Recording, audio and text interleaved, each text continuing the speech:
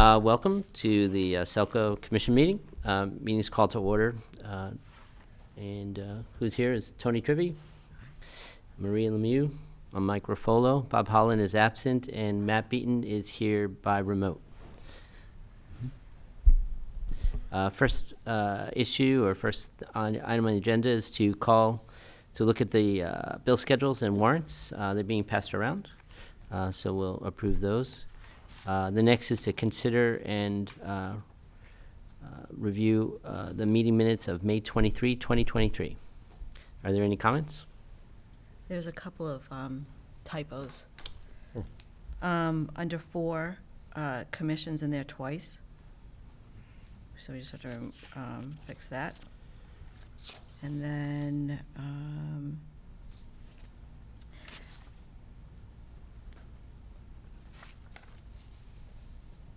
there's under executive session, under 10, second line, it says Mr. Reflex instead of Mr. Ruffolo. I didn't even notice that.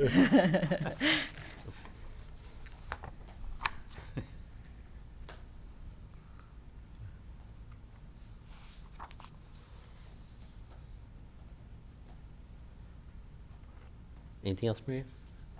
That's all I caught. Tony, any comments? No. Matt, you have any comments? It's like none. I had no comments. Vote to approve. All move to approve. So move. Maria, will you second? Second. All in favor? Aye. Aye. No opposed. Okay. Next is to announce that there were executive session minutes that have been approved. The minute dates were September 20, 2022, October 18, 2022, November 15, 2022, December 7, 2022, January 17th, 2023, April 25th, 2023, and May 23rd, 2023. No further actions required, right, Chris? Yep. Okay. The next is to review and consider approval of the voluntary contribution to the town for general tax relief, the electric and cable payment in lieu of taxes, also known as pilot. And Chris, Roy, you're taking that off. Okay, thank you. So we put together a quick memo. This was the first year where we've seen, some changes from what had been provided in the past. So the recommendation is to have a pilot contribution from electric service in the amount of $859,419, and a contribution from cable in the amount of $268,090. So this is the result of the first iteration post-franchise discussion. So if you may recall, as part of the franchise process, we evaluated pilot, we evaluated our contribution if we were a taxable entity. All that went into that. We also evaluated how much in total we've been contributing to the general fund over the years to maintain that level of funding. And so with all of that analysis, we arrived at these numbers, which made it to 2 different warrant articles at town meeting. So these numbers match what was presented there. There is some background, just as a reference point, perhaps if we use this memo year over year, there's just that background with respect to what the pilot payment is, what kind of the legal boundaries of that actual contribution for consideration. So I'm happy to go through that, but that's there as a reference point. Well, probably from just a frame of reference for anyone watching in the town, the SELCO makes contributions annually to the town, which goes to the town's general fund. And you're recommending certain amounts, and we, in a sense, have set a minimum, right? And then on top of the minimum, we also contribute quite a bit more, both in kind and in actual cash. So do you want to go through what you're recommending for the cash portion, or? Sure. So, in this recommendation here, we're trying to take a fairly standardized approach. So the basis for both cable and electric recommendations are net plant value. So we took our 2022 net plant value, multiplied that by the then, as this was happening towards the end of last year, the then tax rate. Obviously, the tax rate can change, but we have that flexibility. It doesn't have to be current tax rate, whether it goes up or down. So net plant value in 2022 times the tax rate at that time, which was $14.11. So our net plant value of 37 million, nearly 38 million, times the $14.11 arrives in a tax equivalent of $534,092.33. So that's really equivalent. So say in our analysis, as part of the franchise discussions, we took a look at what other utilities pay in town that are private, that are subject to taxation. So all of that is their plant value times the tax rate. And so Verizon, National Grid, that line 1 in the memo is what they would be paying to the town. So then added to that, we have the supplemental budgetary support is kind of what I've labeled it as, an additional IT support payment. So as part of the pilot, I do think it's important to, keep track of where these contributions come from. And one thing that I find important, to me at least, is being able to show and demonstrate that additional support, not for any other reason other than, demonstrating the value of public power, the coordination between SELCO and our business model with respect to the alternatives out there. Because from time to time, that education needs to come up, and people say, "Well, you don't have National Grid. Well, why? And why is that better?" Well, here's one component of that answer, and we can track it. And so these items 2 and 3 are solely negotiated amounts that aren't necessarily based on anything tax related. And so here specifically, like you'll see additional IT support payment, that came out of a request related to our provision of IT services and discussions over cost sharing between the two services. And in doing so, my preference was to have the IT portion based on something easily understood, I guess. And so we did that based on device count. So, not to go too far into detail, certainly happy to, but we have a 60-40 split between device counts. So my thought was keep it simple. IT costs are shared 60-40.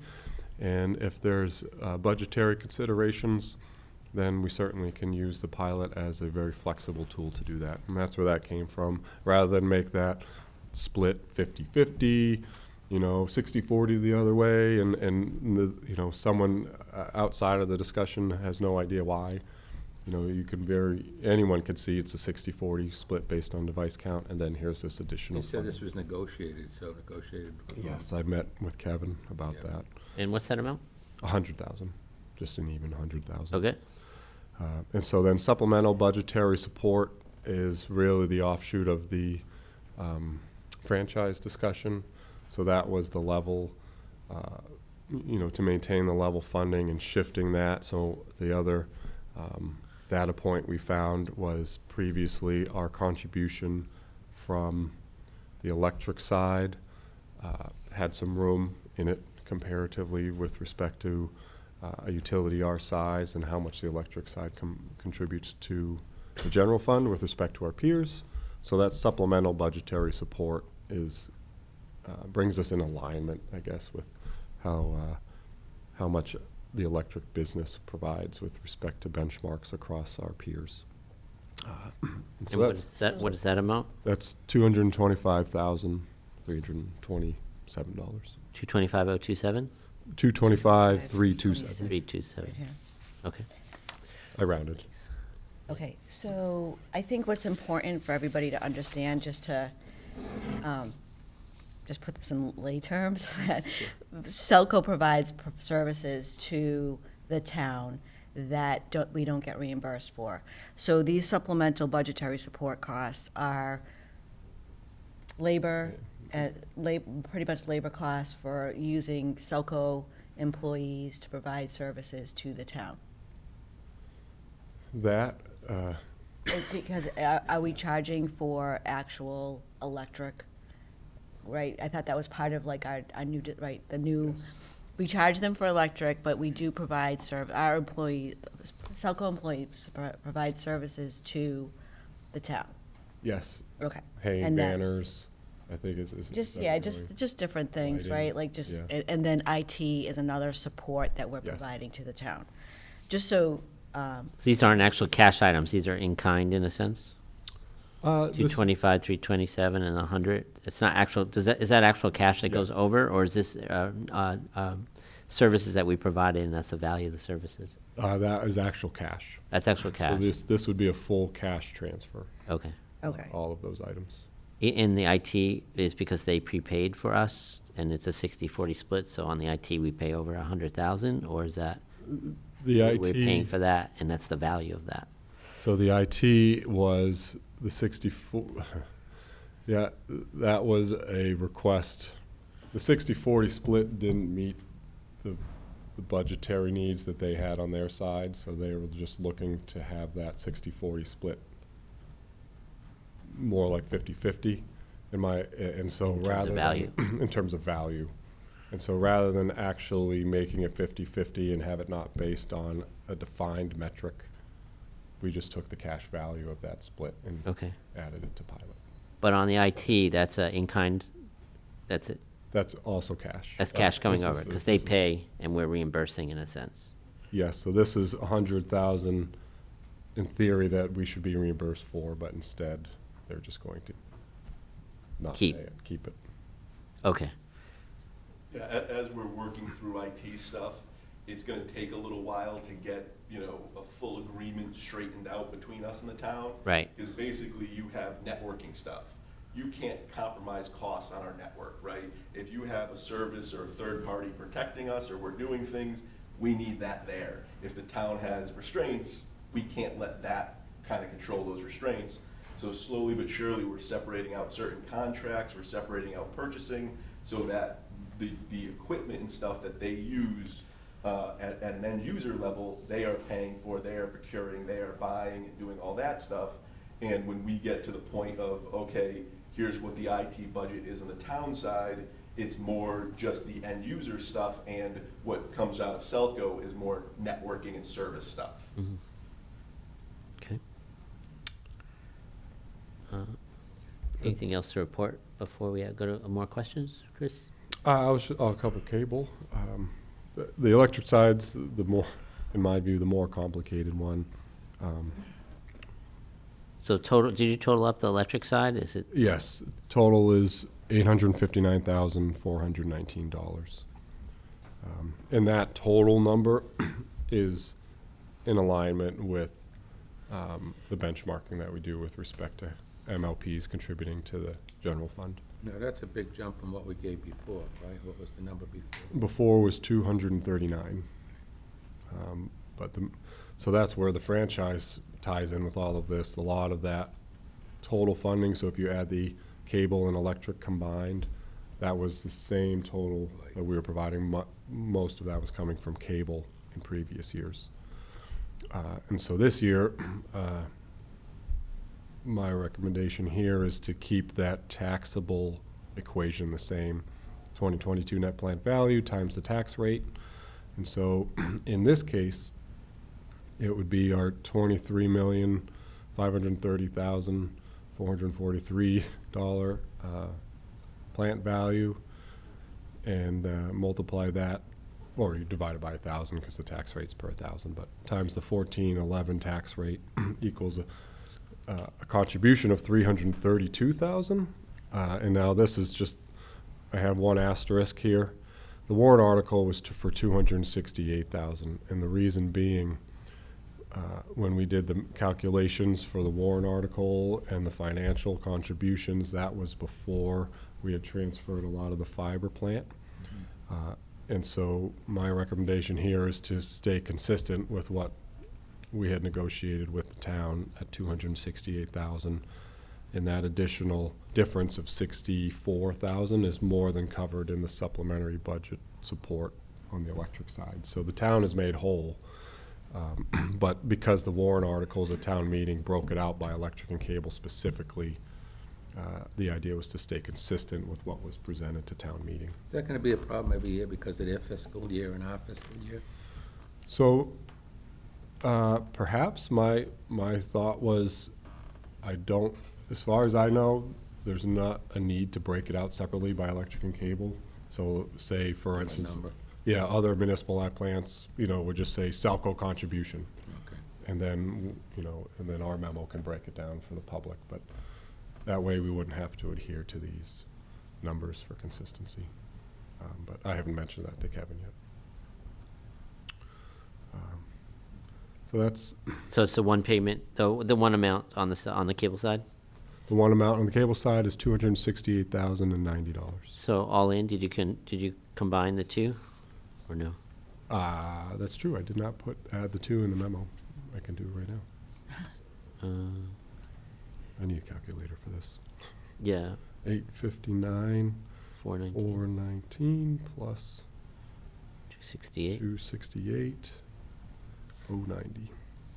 1.1. 1.127, 509. Okay. So the recommendation is to make a payment, or to have a pilot payment of $1,127,509. Correct. And this is compared to last year, Level funded. level Equal. funded. Okay. And that would be specifically, the request is that 859 comes from the electric accounts. Just and a then- shifting allocation for our purposes, but not for the town. Right. Okay. Any further questions? So on the cable side, are we gonna if it's still gonna be based on net plant and the net plant's going to be increasing, will there be a limit, will there be a max, cap. a cap, like the 268? Certainly can be. It's completely up to this group. Okay, That was at least, the strategy was at least to allow that option to be available. So whereas the franchise before had the cap and it was tied to customer counts, which were declining, we intentionally had it so the net plant does go up, and it gives this body the ability to say, okay, we could, if our position allows us to go the full amount, sure. If not, then okay, we don't have to. okay, thank you. So just to understand, the net plant goes up, but then there's depreciation, and then it goes down based on the depreciation? Is that how that works? Yes, and retirements. Yep. Okay. And one thing just to note, as we, start to be more transparent in the kind of in-kind contributions, anything that's not a cash transfer, we're gonna start to be recording that on our financials, and we'll be able to present that at year end in this memo to, you'd already know, this is what the in-kind was, here's what the cash contribution is. So even in theory, if we have that cap, we're still covering what would be the percent overall. Because we'll have certain in-kind contributions that, when you add them up, that'll come close to what the calculation that Chris is presenting. Or it could go over or whatnot, but we'd be able to discuss that to say, should the cash be a little less, should it be more, based on those type of things. So when we look at this next year, will we know what the in-kind is at the same time? So, okay. That's the intent. And that's the key. I mean, it's really a blank slate. So with the voluntary contribution is loosely based on pilot for taxable value and transparency, but it really can be any number that you so choose. Which is, it just, that's, not to go through all of those other items in the background, but that's the beauty of it. it's an allowable use of surplus funds. So as long as we have a surplus, you could contribute as much or as little as you'd like. Okay, And it's a year-over-year surplus, so it doesn't matter, you know, we have a built-up surplus, so even if we have a negative year, however it works, we can still contribute. okay. And this, just to confirm, this is like a 5-year contract, right? The franchise, The franchise. On the cable yes. side. Like, with an automatic renewal. with an automatic renewal? Okay. I thought one thing that was interesting in your memo, that interesting to bring out, well, that this is a voluntary contribution, and even though we use the word pilot, which is a payment in lieu of taxes, as if this is something mandatory. It might be mandatory for a for-profit entity, but it's not mandatory for us. This is a voluntary contribution, but one we've always made. The second, though, I thought is kind of the concept of like taxing the meter, and I think you described it well, and I was wondering if you could just bring that out a little bit, which is we can't increase our rates so as to make higher payments to the town. That's And I like think backdoor tax yeah, collection. backdoor taxing, Yeah, that's and I wanted to make sure that's highlighted in some way, and I know you brought that up. I don't know if you can elaborate on that. Sure. That's a great question and a common point, and I truly believe there's no stronger model than the public power business model for community support, but that also brings the need for some guardrails, and so one of those is multiple clarifications over the years that you can't leverage that relationship with the community to intentionally lower taxes. So it can't be a hidden increase in electric rates, if you will, that is intentionally used to increase the contribution, as you just said, which would then subsequently lower the need for increased taxes.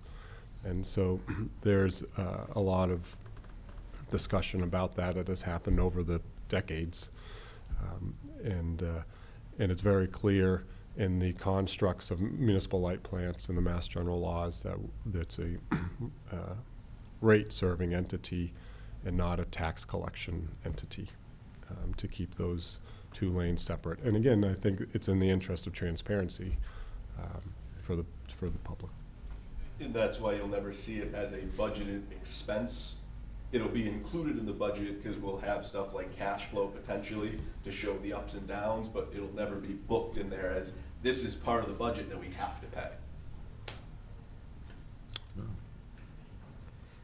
The other concept I want to think about is the idea of level funding, because, and this is beyond what I really understand, but I assume that when when we're taxed on our residential houses, the housing market goes up and it goes down, it fluctuates, but the tax rate maybe stays steady based on other controls in place.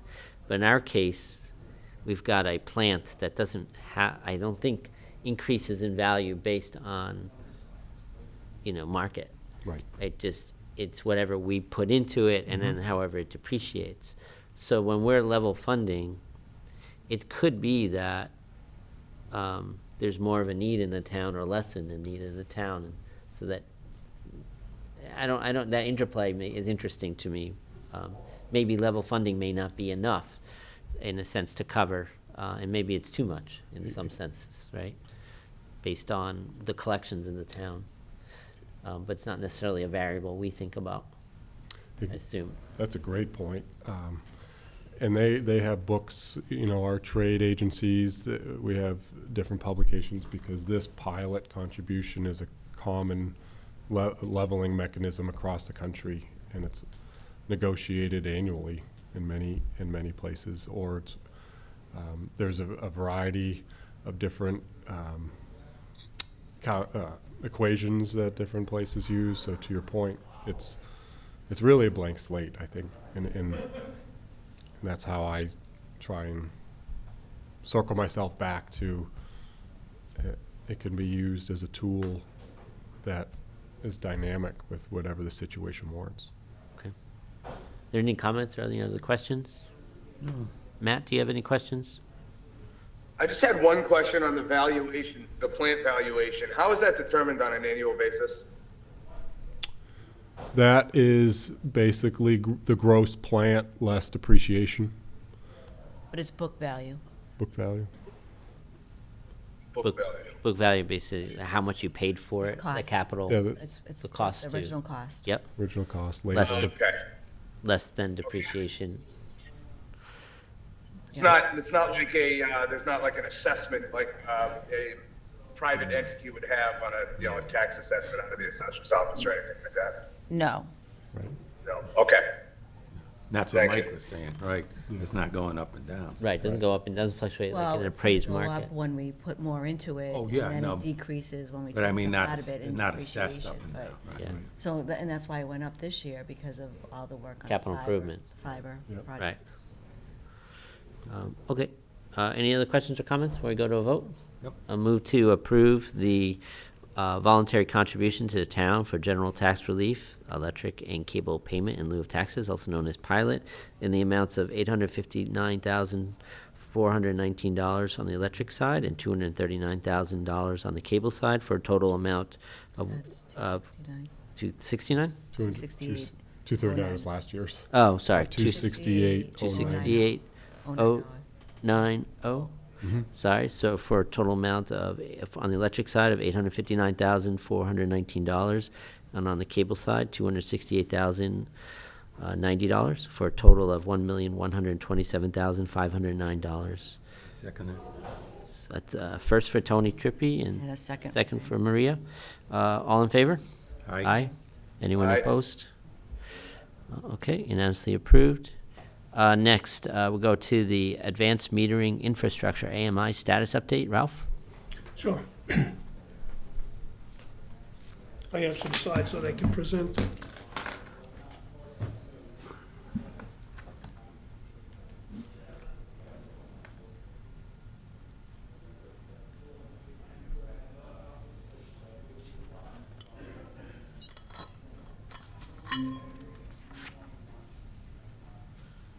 So, as you may be aware, when we started this project several years ago, due to several causes. One was pandemic, and another one was supply chain issues that somewhat worked to our advantage. During that time, Itron, the company that we have the contract with for the advanced metering infrastructure, AMI for short, came out with a more advanced meter technology, communications infrastructure that we were able to take advantage of. They did honor the existing contracted price, so I think it was a significant win for SELCO. And what I'll today is just give you a brief description of the project, where we are, and some expected timeframe. Let's see. So right now, we have 3,100 meters on order. We have about maybe 40 to 50 in-house that we've been using to test. Total Shrewsbury meters, about 16,200. We have what's called a gateway. It's basically an antenna that communicates to the meters. We have one installed. We have five, the remaining five, total for six for the system, are in-house. The data that's going to communicate back to the head end through these access points is going to be using the SELCO fiber system. The device can use cellular in cases where you don't have fiber, but as we're all aware, we have fiber throughout the town, so we will use the SELCO fiber system for the communications. We have the relays, which do not have fiber communication, but they are like an intermediary between that access point that has the fiber and the relay, in the meters. So in between the access point and the meter, you have relays throughout town to enhance the communications. We're testing presently this AMI, radio frequency communications, the communications between the meters, the relays, the meters to meter, and the meters relays to the access points. We have 10 different types of meters in our territory, and that is, we have residential, commercial, industrial, and there are different types of meters for different applications. In Shrewsbury, we use about 10 different meter types. We're testing those communications between the 10 different meter types and the system. We are testing we did test and complete the SFTP, Secure File Transfer Protocol. So that system is in place, and it's working between SELCO, Itron, the AMI vendor, and NISC, which is our CIS system. We're hoping to have full AMI deployment by year-end 2025. First article testing, we received 4 of each different type of meter, the 10 different types, so a total of 40 meters. We used to test to confirm that it met our specifications. For example, did the nameplate agree with what we specified? Did the meter communicate as expected? And accuracy of the meter. So there's several different tests that were performed on those 4 meters before we would accept that design and consequently order the additional meters. Faith Lawless spent significant amount of time doing the test, and she had some experience because we did do the same testing for the initial meters, which was called the Riva system, Itron Riva system. This new system is called the Itron Gen 5 system. So we had done the testing twice.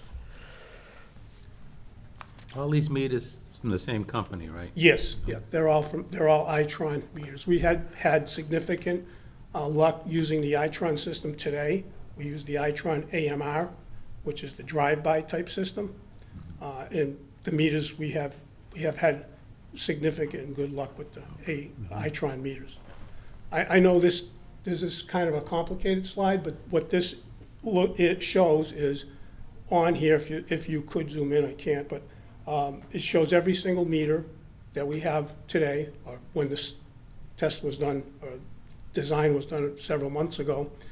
It shows all of the access points that they designed, those 6 access points, and those 11 relays. And the chart on the upper right-hand corner indicates how many hops the meter takes, the communications from the meter, to ultimately get back to an access point. Some cases, a meter will talk to another meter, and then another meter, and then a relay, and then the access point. From the access point, the fiber backhaul to the head end, or the Itron server, which is storing all of the data. Some cases, the meter will talk directly to an access point. This field network design shows what the predicted hops are between meters, access points, relays, or meters to meters.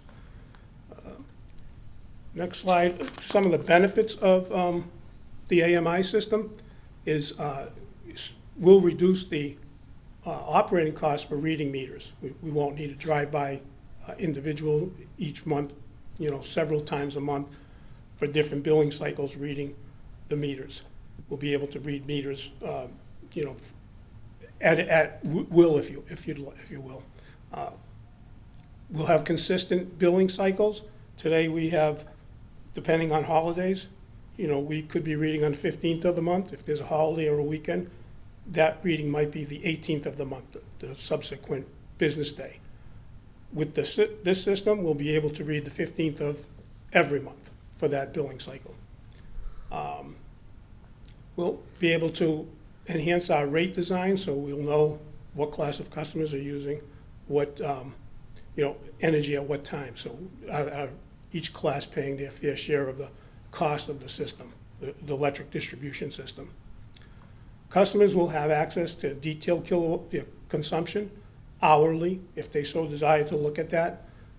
That could lead to, when we eventually get to a time of use rate in different times that have different costs to us, we could pass those along to customers, but they can determine when they might want to use electricity, know that it's more expensive during certain times of the day, and maybe schedule things differently. It will integrate with the outage management system that we have with NISC, and that will allow us to automatically determine when there are outages, when power's been restored, and we'll get actual times, not estimated outage times, and number of customers. Today, we do a very good job of estimating the time based on phone calls and restoration times in number of customers, but this will more accurately depict those numbers. So our outage numbers, the SAIDI, SAFE, CAIDI type numbers, may change a little bit, but because the data is more accurate, not because the system got worse. Let's see.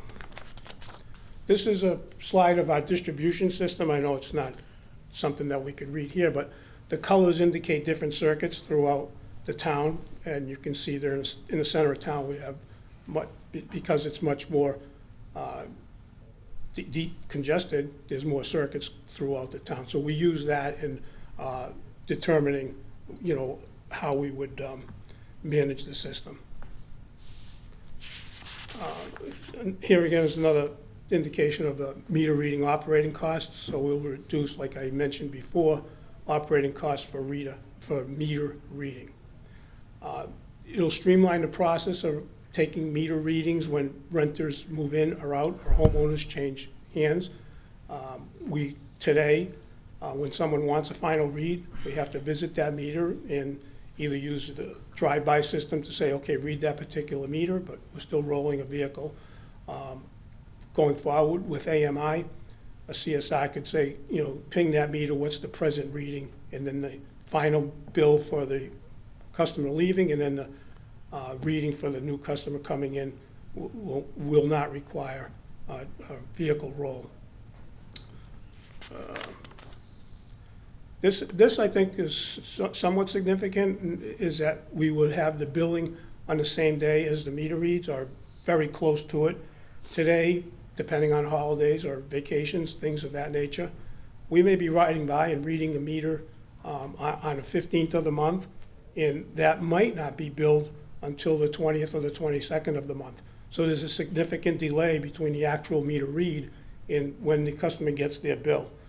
This will shorten that duration. It'll be more consistent. So we read a meter on the 15th.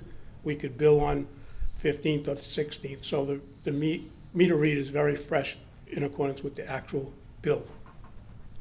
As we discussed, or I did, meter readings can come from the same day every month, even if that day is on a weekend or a holiday. We're not relying on an operator driving by and reading that meter. I think one of the significant impacts this would have, I believe, is that we would get a real accurate determination of our system losses. Today, our purchases, kilowatt hours purchases, is the midnight of the month to the subsequent midnight of the month. So we have a real accurate kilowatt hour purchase time frame. However, our kilowatt hours sold, and the difference between purchased and sold is our system losses, is not the same time frame. So we might be billing on the 15th for some billing cycles to the 15th. So you have a different period of time for data where you're showing what you sold versus what you purchased.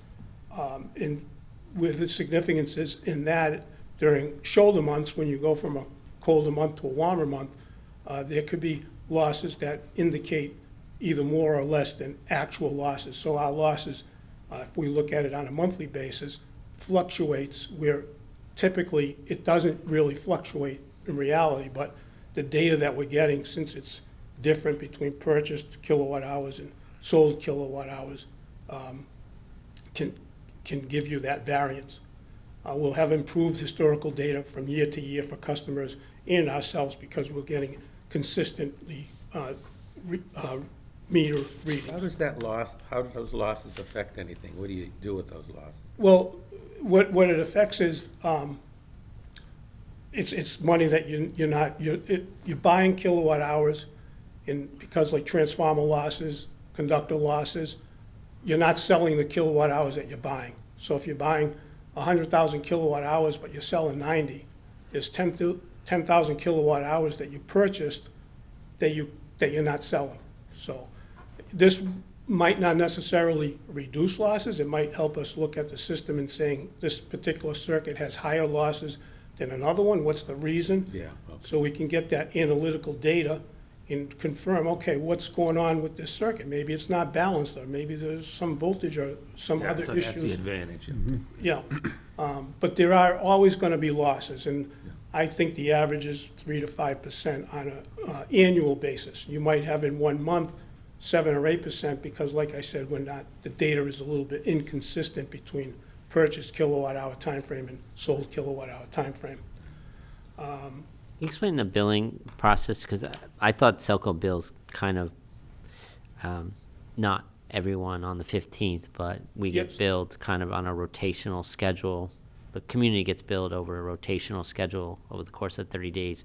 Do we see that changing because of this? Or you're really just talking about precision on the meter read date? It's always going to be, say, on the 15th, but doesn't change what day we get our bill. That's a good point. Our intent is not to change the date that you get your bill.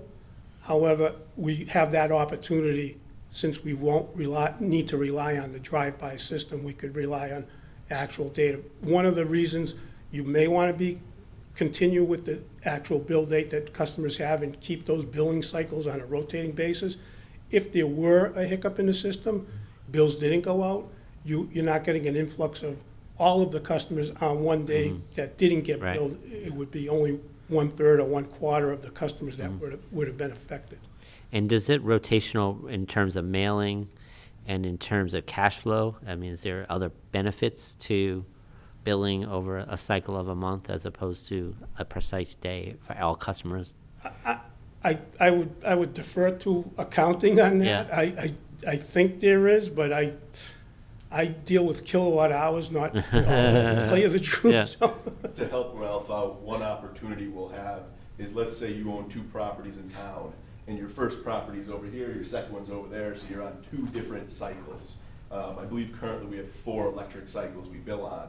In theory, we have the opportunity now, once we go with AMI and meter data management, we could bring both of those into the same bill. So now you're saving money, because instead of sending out 2 mailings, you only have 1. So administratively.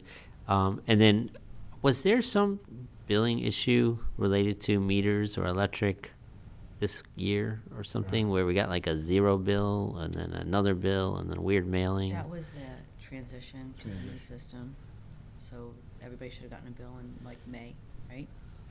Well, I was going to, if Yeah, I can may you add. just describe whatever that was, because I think a lot of customers got some strange Yeah. bills. Yeah. I think was the first time I didn't pay a bill because I didn't know what to do with it. But then I got another bill, and then maybe we got a message saying don't pay the bill. I don't even remember. Buzz, could you explain? Sure. So that goes to Ralph's point. So we had 2 of the billing cycles, I believe, had the payment was all applied to, I think in this case it was cable. I don't know if it mixed, but say everyone's so your total bill, say, was $100, and it was 50 and 50. $100 was applied to cable and 0 to electric. So your total bill payment was correct, but for some reason, the payment that you made only went to the one service. It was a transition between the old bills and the new bills. So we went from having 1 account number to 2 account numbers. So your old account number had to be mapped to either electric or cable. When it was, the entire payment got applied there. We have a process that looks at it and transfers the money over to the other account, but it does it in a manner, and I think it confused people a little bit. It does it in an overall bundled process. So for certain customers, like larger ones, like a market basket, it had just minor effects to kind of confuse them, and we've talked and handled it with them. For most customers, though, they just saw a transfer of money from electric to cable. So when they were looking at their due now, it moved the 50 over, so it made it look like, Yeah. it made it look like their current amount this month was different. So for the electric billing, if all the money was moved from cable to electric, your cable had a -50 on it. So if you normally got 50 the next month, it looked like your current charges was 100. It's difficult to kind of explain, but the bills overall were correct. The operation, for the most part, was correct. It's just how it looked was funky, and we weren't necessarily expecting it, so we didn't have the best answer for people right away, because we were trying to figure out, well, is there something wrong? And then we realized, oh, it's displaying what we want it to. And I think the first description was, I think it said like AR to AR transfer, which confused people. They're going, what is that? And we changed that to bill transfer, but it was still just kind of confusing. Now that we're in the new system, we're getting stubs back from the new system to like our lockbox, and now your money comes in, it gets applied and transfers based in the system. Okay. And we did have a different hiccup where Invoice Cloud was also telling people that just paid to pay again. So it was like a twofold Yeah. for certain people. But that was, correct me if I'm wrong, that was 2 cycles. So with those 2 cycles being, It would have been more than 2 cycles. It was everything that came in, it was billed in May, and we're seeing it flush out now. okay, got it. It's just a conversion kind of woe, if you will, that goes away as we now have everything in the new system. Right. It's been fixed. Yeah, it sounds that way. Do we feel like we've been timely paid and everyone's on Yes. board and knows what they're doing? Yes. Yes. All right. Sounds good. So that, to the point of trying to keep our existing billing cycle format so that when you do have something similar to that issue, you're not affecting 100% of the customers, but a subset of that. So while we could do all of the customers at the same time, maybe it makes sense to continue the way we're doing it today. And we made that decision back when we went from manual meter reading to the automated with the drive-by system to keep that consistent billing cycle format, which we certainly could have shortened or incorporated and gone to 2 instead of 4 billing cycles. But we continued that, so we can make that decision, but we don't need to make it today. This is just a little bit of a description. It looks like the text is a little small, but anyways, we could, have more data which would allow us probably a more, I don't want to say accurate, but a more detailed rate analysis design, which I mentioned before, so that those customers that are impacting the system, be it peaks during the day, today we do not bill residential customers on demand. We bill some commercial and industrial customers based on their demand, because demand is a huge component of our costs. However, going forward, we may want to look at if a particular residential customer class is affecting our system on demand, they may want to contribute to paying for that portion of the demand that their costs can be allocated differently. We could, especially like in a demand response, if we enhance our demand response program, we will be able to see in real time if a customer did reduce their demand as they signed up that they would do, or they would have batteries that are going to be dispatched during peak periods. We'd be able to see that information or that contribution of the solar or the battery system or some other future distributed generation behind the meter. Customer will have, I mentioned this previously, I think, more detailed information on their consumption. They can see when they're, if we have a high bill complaint, the customer, we can go over it with them while they're looking at the portal and saying, well, these particular days you had for some reason, and then we can look at the weather at that day, and some cases explain why you used more energy than you thought you should have that month. There could be alerts for customers when their consumption exceeds a certain amount, whether that be on an hourly basis, and they can in real time look at, well, what seems to be running, which it shouldn't be. You maybe have a appliance that's failing and it's causing you to use more energy than it should. They could get billing costs, or when they exceed a certain amount of dollars that they're getting to, they can maybe slow down on their energy consumption. just to help Ralph out, that's actually a huge benefit, is having the customer portal and having the customers be able to see their usage. Because when you get a high bill complaint, you're talking with somebody, and I've done it before in the past, we're like, I've missed 2 weeks, I've been out on vacation, why are my expenses so high? It should be half of what last month was. And you're not comparing apples to oranges, but you can show the customer, here's your daily usage. Oh, you came back at 10:30 in the morning, and look, you had the AC running all day. And by the way, while you were gone, you must have had 2 or 3 things plugged in because you had that usage.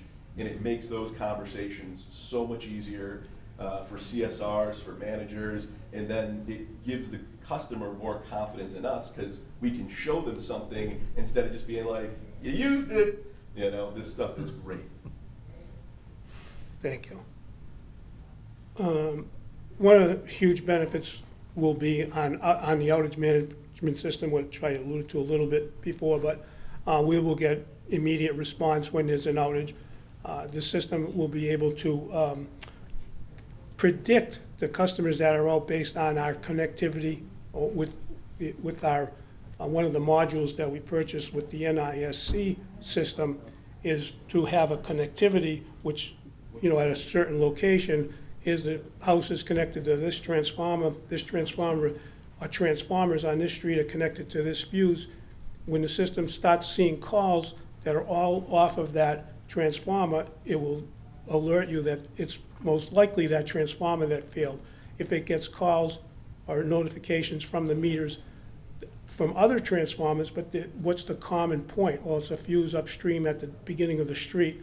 The system can predict, most likely it's this fuse that's opened, and so on and so forth. The more information that it gathers, if it's getting notifications from several areas, but they're all on the same circuit, the prediction might be that, well, will be that this circuit is the issue, it's the circuit. If it's getting notifications from several different circuits, you know, this would be probably not as often, but it could be a substation operation that you have to investigate. So we'll be able to manage those resources and allocate them to where we predict the problem, the system has predicted the problem to have occurred.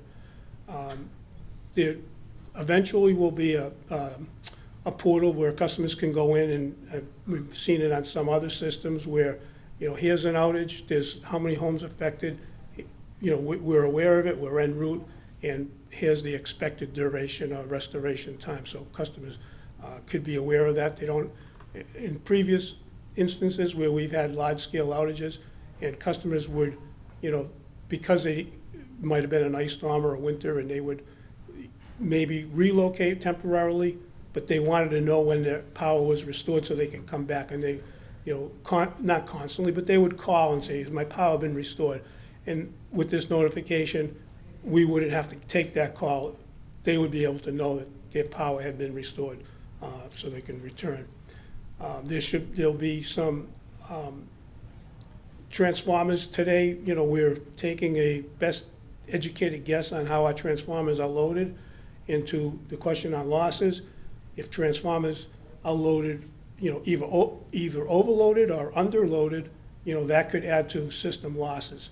With this system, meters tied to transformers, we will have a real accurate way to determine, is this transformer appropriately sized for the load that's on it, and maybe make swaps with some that are overloaded versus some that are underloaded, and better manage our system resources, hardware, if you will, so that it's more appropriately put in locations where we have transformer failures. We'll be able to predict that, saying, well, this transformer has been overloaded for, you know, several months. We might want to take a look at increasing the size.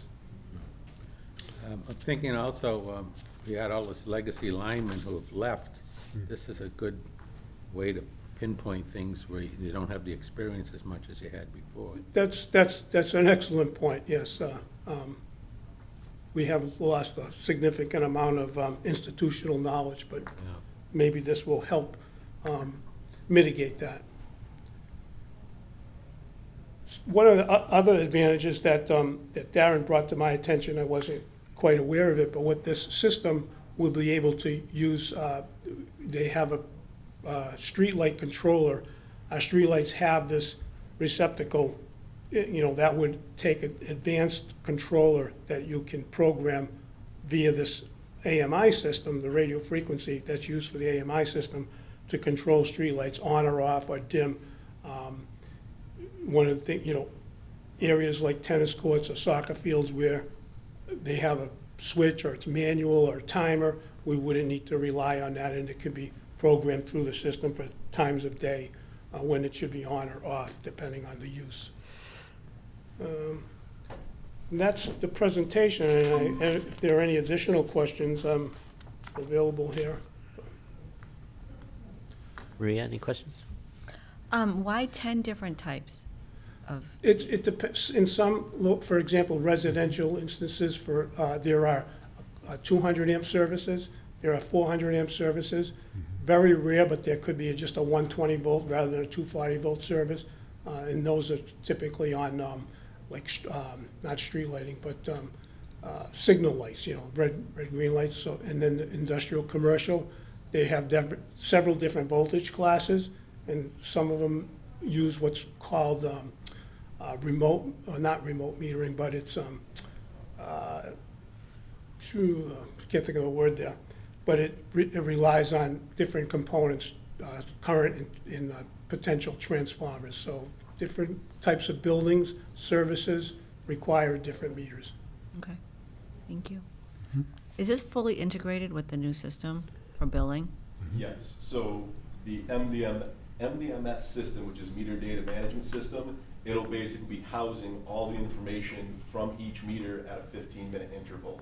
So from, Ralph's team, Becca's team, to kind of analyze data, that's what they'll be able to be using, and then the billing will actually come from the meter data management system. It'll also integrate with the outage management system and the data analytics. The data analytics is what Ralph just spoke about, to understand where your load currently is.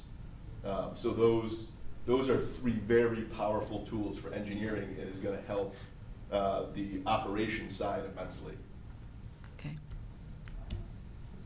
Good. Tony, any questions? No, no. Good. Matt, do you have any questions? Oh, it's great, Ralph. It's exciting stuff, and I think it's going to be the key, one of the keys in SELCO leading in the time of energy transition. It's going to be super exciting once we get that full deployment. I was excited to hear that 2025 number. I didn't realize it was that soon. So all good stuff. Thanks for the update. Great job. The question is on what's the cost? And you didn't get any understanding of what's the cost of the system? And I forget what our budget number was all in for this. Do you remember, I Jim? don't have it off the top of my head. I don't want to guess at a number, but we can get that. We did have it, and like I said, we were fortunate that Itron held the pricing, albeit 2.5 years later in a more advanced system. this is costs that we already budgeted for as part of the capital improvements or something within our budget that we approved already? Yes. Okay. Gotcha. I know Ralph doesn't want to guess, but I'll throw a ballpark Ballpark. guesstimate. I believe it was just shy of $2 million, which covers the material, the meters, the gateway. So those 16,000 meters, the gateways, and the equipment components. That does not include the other part of this, which is the labor with the installations, the truck rolls. But that, that's our next phase. That's incorporated as part of the budget. If we do this internally, it'll be, incorporated with the operations, but we have that depreciation reserve for this very reason. We've been depreciating our current metering system, and so that then in turn gets reinvested into the AMI. But in my prior experience, I've typically budgeted around $4 million for a full rollout, all in. All right, any other questions? Thanks, Ralph. Okay, Ralph? Thanks, Ralph.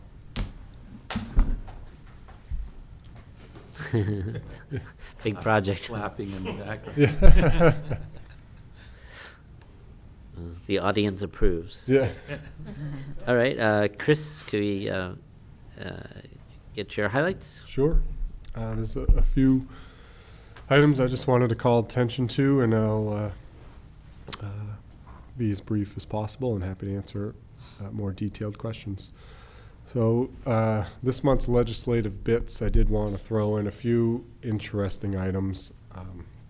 I'll try not to go to each of them, but some things I think are noteworthy for this group. One of the items that has made significant news is ISO New England's somewhat of an about face from the prior seasons, where there was numerous red flags about shortfalls with energy supply, and then all of a sudden now they say, no, we're totally fine. I mean, that's my very crude, I guess, summary. But as you can see in the blurb, and certainly Val making the hyperlinks is very helpful, but that's drawing some skepticism for obvious reasons. It's a literal 180 degree from, we're facing rolling blackouts to everything is roses and butterflies. So I don't have any insight on where that's going. They're saying that their model was updated, but I do think it's something to, we're monitoring this. We're actively engaged in what's going on, but I think it's certainly a noteworthy news item as ISO New England is kind of flip-flopping on their analysis of the grid. And I would put myself in that category of skeptics and saying, what's going on here? So that article there is available for further reading. We don't have to do anything. We don't have to do anything. Yeah. I just thought it was, something worth having in mind. The other thing you might see in the news a lot regarding legislation is this amorphous core and transformer efficiency standards. I put that in there, again, in a similar theme as the prior article. But you see there's both sides. Right now, the industry with our transformer lead times are still unbelievable. I think one of our prior bids had 100 weeks for transformers. We've looked at other alternatives. We just signed a couple purchase orders for refurbished units, which have a successful track record, don't get me wrong, but and a multi-year warranty. But again, even those are still significant lead times. And so one of the items that they're saying is the new efficiency standards, just tying in with your question about losses. System losses are heavily driven by transformer efficiency. And so one of the areas that has been targeted over a number of recent years is increasing the standards for manufacturing for transformers to reduce those losses across the country. And now they're saying, the concern there is that is going to drive up cost and hurt supply. I thought this article was noteworthy because you have these manufacturers that he's saying, look at this piece of equipment right here. We could just manufacture it now and the supply chain is resolved. So I just put it in there. It's a different material they're using for the core? It's a different, I'm going to say the wrong word, but it's a different way they manufacture the steel. It's like a different steel. Yeah. And so just another noteworthy item. They're saying it would be fine. Folks are saying it's going to hurt lead times, but that just in case you come across those in your conversations with folks and you as you go about town. Another noteworthy item, these are unrelated, but just there's a lot of things that I thought were interesting that came through over the last few weeks. Storm-related costs, so again, another plug for public power. When we restore outages and respond to storms, that's in our rates.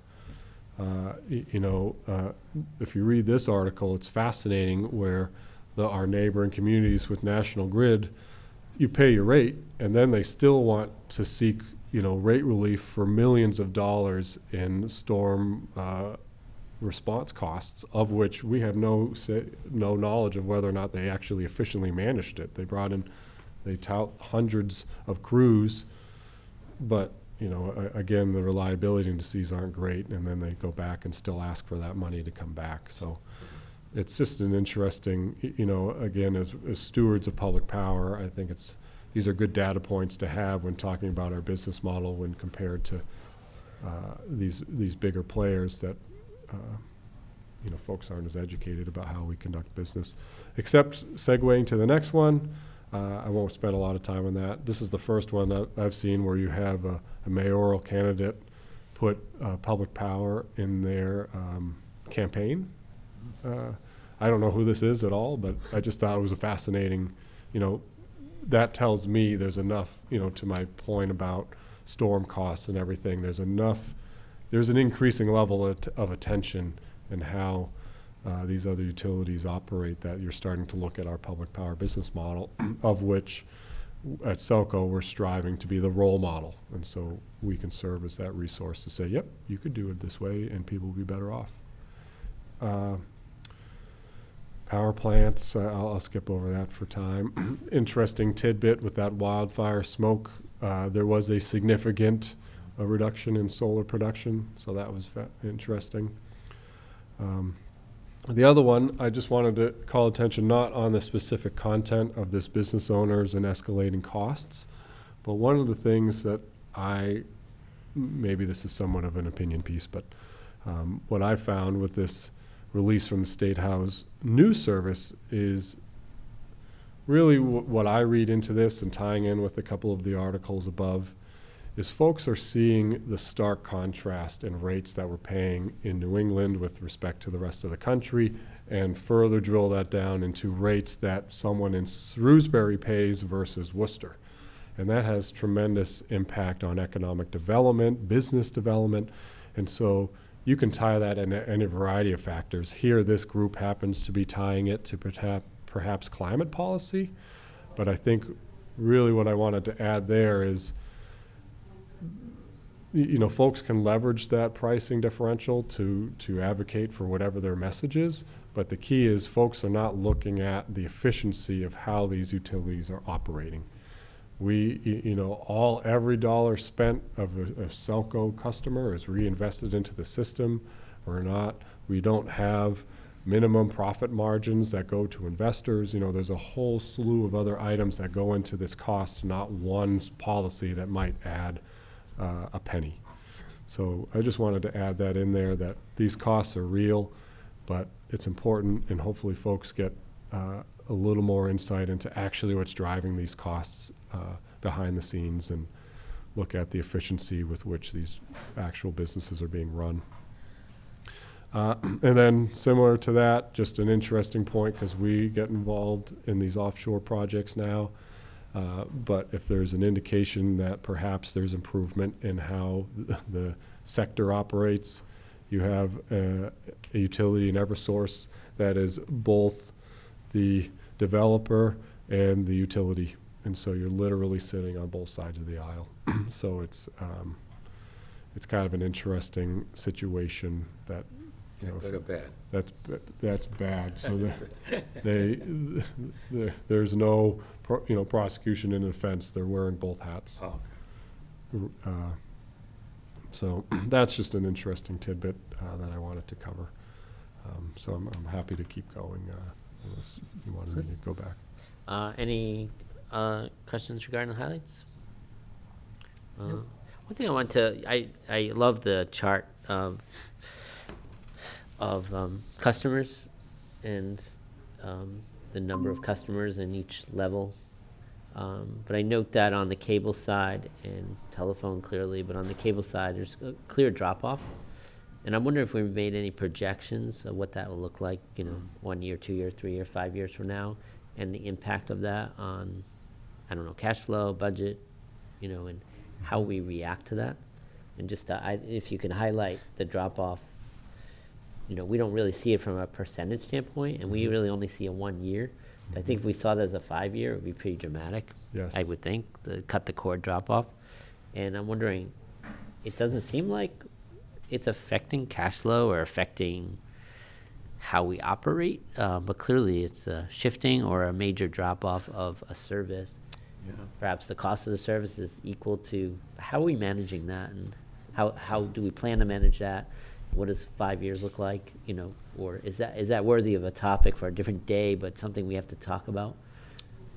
So, that's a great question. So, let's see, how do I say that concise? We are definitely looking at that. It's a difficult number to predict, especially with the need for us to shift to SELCO Stream, with the whole DigiCipher item that we talked about going end of life in August of 2024. So as folks are being contacted to switch from legacy cable to fiber, they're being made more aware of the fact that we have streaming and Fire Sticks. Now folks are reevaluating, well, do I need TV at all? So they're really, you know, we're using averages as we predict drop-offs, but it's so dynamic, it changes based on the day. So that's part one. Part two, what we're doing with respect to that is we have started, we've reached out to Baker Tilly to help both electric and cable, but to do yet another cable and electric rate study. In particular, a focus on the cable side to help make sure that the TV service is self-sustaining.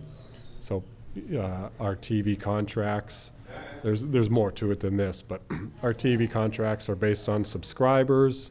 Obviously, we have head-end infrastructure and whatnot, so as much as possible, if we can say, if you have 100 subscribers, you pay 100 times the rate equals the charge, and that's what we charge. If we have one subscriber, it's one subscriber times the rate, it's the charge. So you're not seeing that, but there is a minimum. So that's one of the things we're trying to identify is what's that minimum amount that it's not simply a pass-through rate that we can charge, that we actually are starting to need to subsidize from one business unit to the next.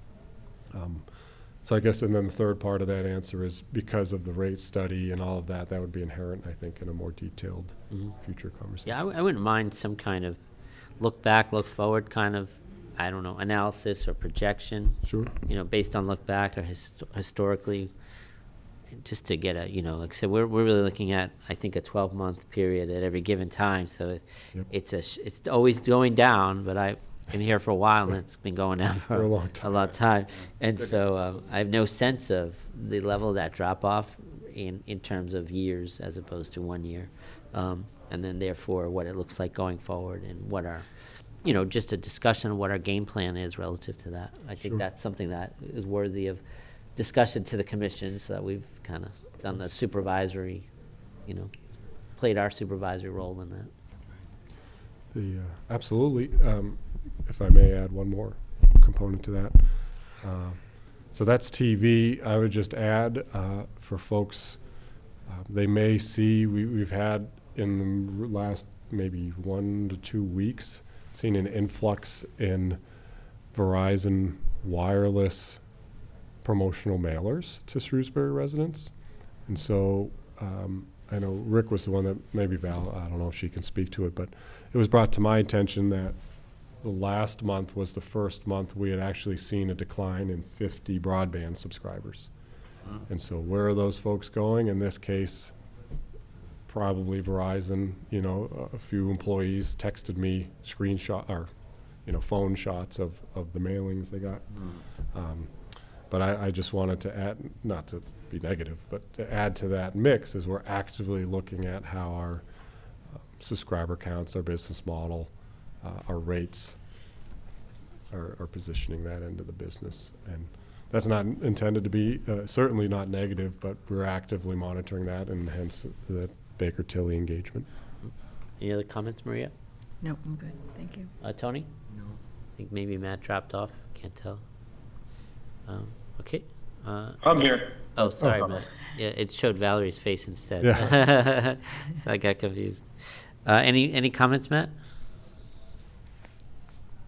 Nope. Or questions? Thanks. Okay. All right.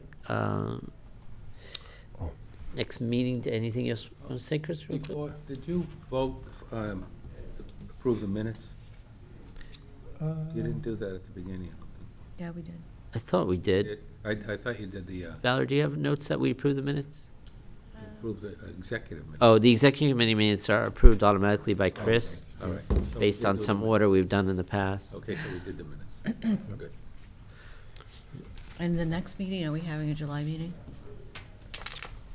Yes. Is that date set already? 'Cause I didn't see anything in my calendar, I was- July July 25th. 25th. 25th. I think because I declined it. Oh, that's right. Yeah, I won't be able to make I'll that. unfortunately be remote again for that one, so apologies for not being physically present. Yeah, I won't be able to make the meeting at all. Are you I can away? make it. Korea. I forgot to mention our most, our most exciting news of the month, which was the EF You got an Scattergood. award, yeah. We got an award, the EF Scattergood System Achievement Award, and we sent a couple of folks out to Seattle to receive Yeah, that, so you'd see the that's good. picture in there. But And what's the reason for the award? yeah, and that's the key. It's system achievement, so it's a fairly general award for, I would describe as just general excellence. We've proven to, between our power supply activities, reliability, different system projects that we filled out, and well, we were nominated. We didn't even know. It was actually a surprise. We got the award for just general system excellence, so that was great. Superb. Congratulations. Congratulations. So All right, next meeting is July 25th, I assume at 8 a.m.? Correct. Okay. Any other comments before we adjourn? Thank you, everybody. It is, what's my, 9:21. 9:21. 9:21? Anyone? And we, motion to adjourn? Aye, so moved. Second? Second. All in favor? Aye. All right. So moved. All right. Thank you.